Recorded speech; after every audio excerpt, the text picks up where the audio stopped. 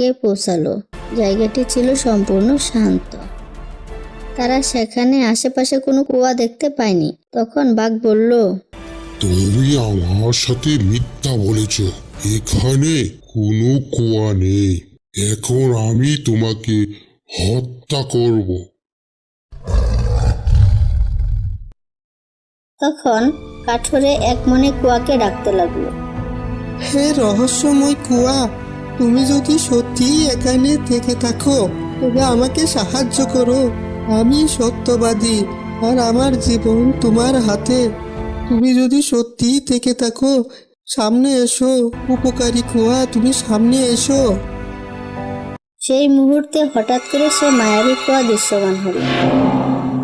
কুয়া একটি ভারী গভীর কণ্ঠে বলল, কে কে আমাকে ডেকে তুলেছে?